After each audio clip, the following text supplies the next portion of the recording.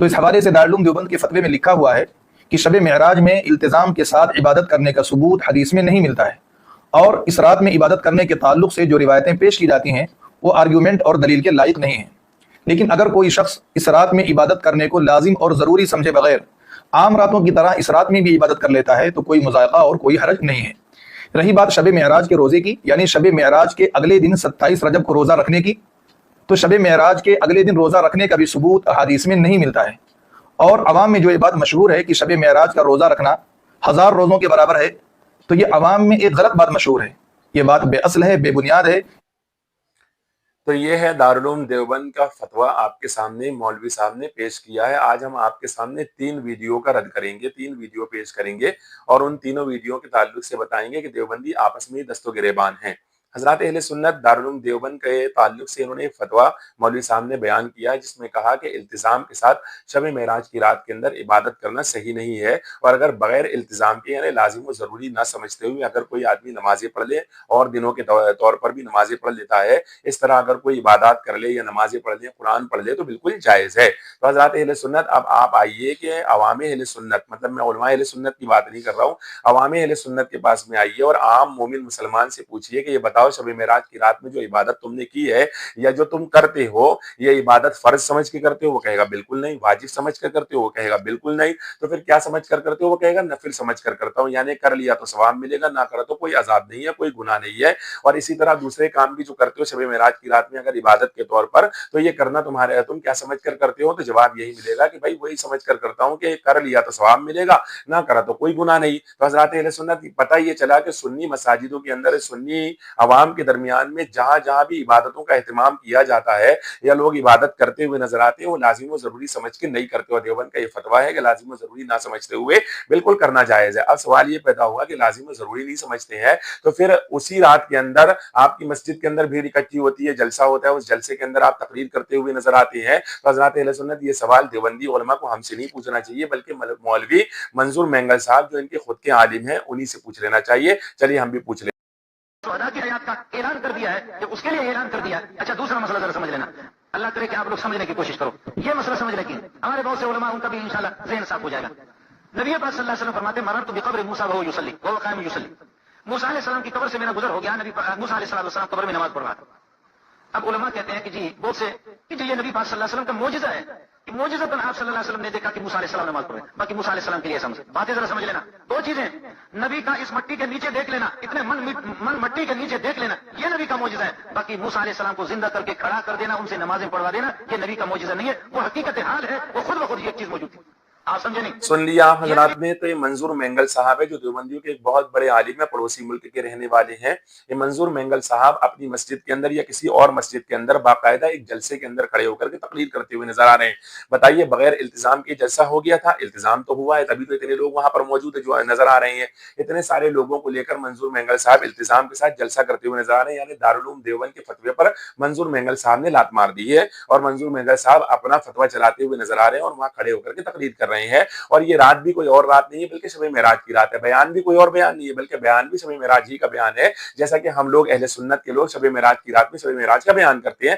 رسول اللہ صلی اللہ علیہ وسلم کی معراج کو لوگوں کو سناتے ہیں کہ حضور صلی اللہ علیہ وسلم کو اللہ تبارک و تعالیٰ نے وہ عظمت، وہ فضیلت عطا فرمائی ہے، وہی چیز منظور مینگل صاحب بھی بیان کرتے ہوئے نظر آ رہے ہیں۔ اس میں 2 چیزیں منظور مینگل صاحب نے بتائی ہے اور دیوبندیوں کے 2 عقیدوں کو بھی رد کیا ہے۔ ایک عقیدہ دیوبندیوں کا جو براہین قاطعہ میں لکھا ہوا ہے، جس کو دیوبندی جگہ جگہ بیان کرتے ہیں کہ رسول اللہ صلی اللہ علیہ وسلم نے فرمایا کہ مجھے دیوار کے پیچھے کا بھی علم نہیں، اس کا رد کرتے ہوئے منظور مینگل صاحب بتاتے ہیں کہ رسول اللہ صلی اللہ علیہ وسلم جب معراج کی رات میں براق میں سوار ہو کر کے جا رہے تھے تو رسول اللہ صلی اللہ علیہ وسلم نے منو مٹی کے نیچے حضرت موسیٰ علیہ السلام کو دیکھ لیا۔ موسیٰ علیہ السلام کو دیکھنا نبی کریم صلی اللہ علیہ وسلم کا معجزہ تھا۔ تو حضرات منظور مینگل صاحب کا کہنا یہ ہے کہ منو مٹی کے نیچے نبی کریم صلی اللہ علیہ وسلم اپنی آنکھوں سے دیکھ سکتے ہیں، تو وہ بات کا رد خود بخود ہو گیا کہ دیوار کے پیچھے کا علم نہیں ہے۔ جب دیوار کے پیچھے نہیں دیکھ سکتے ہیں تو منو مٹی کے نیچے کیسے دیکھ سکتے ہو؟ منو مٹی کے نیچے اگر دیکھ سکتے ہیں تو پھر دیوار کے پیچھے بھی دیکھ سکتے ہیں، اس سے ثابت ہوتا ہے۔ دوسری بات انہوں نے ने एक और रद्द किया है देवबंदियों के अकीदे का। देवबंदियों का अकीदा यह है, जो तक़वियतुल ईमान के अंदर लिखा हुआ है कि नबी करीम सल्लल्लाहु अलैहि वसल्लम मरकर मिट्टी में मिल चुके हैं माज़अल्लाह, और ये आज तक किताब छपी हुई है और आज भी किताब छपती है और इस किताब के अंदर आज भी ये इबारत मौजूद है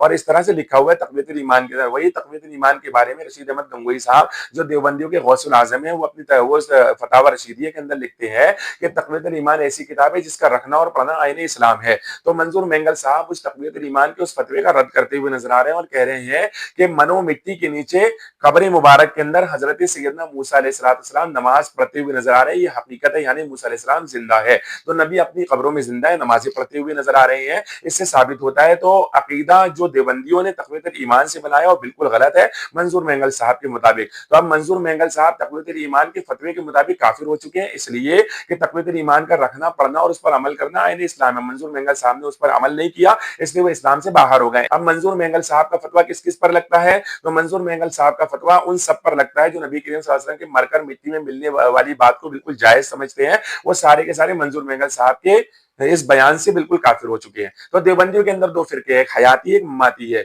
एक फिरका वो कहता है कि रसूलुल्लाह मरकर मिट्टी में मिल गए, एक फिरका कहता है कि रसूलुल्लाह सल्लल्लाहु अलैहि वसल्लम अपनी कब्र मुबारक में जिंदा है, बल्कि तमाम अंबिया भी जिंदा है। तो मंजूर मेंगल साहब ने देवबंदियों का इस तरह से रद्द किया। अब आइए एक तीसरे मौलाना साहब है जिनको देवबंदी शेखुल इस्लाम कहते हैं, तकी उस्मानी साहब, और इनका बड़ा नाम है, देवबंदी कहते हैं। इनसे बड़ा आलिम अभी तक देवबंदियत के अंदर कोई है ही नहीं। इस वक्त के अंदर ये सबसे बड़े आलिम है, देवबंदियों का ये कहना है। तो वो क्या कहते हुए नजर आ रहे हैं, वो भी समाअत फरमाए। शब-ए मेराज जिस रात में नबी करीम सल्लल्लाहु अलैहि वसल्लम तशरीफ ले गए, वो आला तरीन रात थी, अजीम शान रात थी। लेकिन पूरी सीरत तय्यबा देख लो हुजूर अक़दस सल्लल्लाहु अलैहि वसल्लम की और सहाबा किराम, किसी जगह कोई एक वाकया भी आपको ऐसा नहीं मिलेगा कि जिसमें भाई फला तारीख को शब-ए मेराज होती है या शब-ए मेराज बनाई जाएगी, उसमें एहतराम किया जाएगा, उसमें खास एहतमाम किया जाएगा।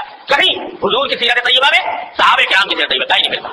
तो अगर हम अपनी तरफ से कहना शुरू करते हैं भाई शब-ए मेराज में एहतराम करना चाहिए, अव्वल तो मैंने शब-ए मेराज का यकीनी तौर पर पता नहीं कौन सी रात में है, लेकिन अगर फर्ज करो पता चल जाए कि 27वीं शब है, तो उसमें कोई।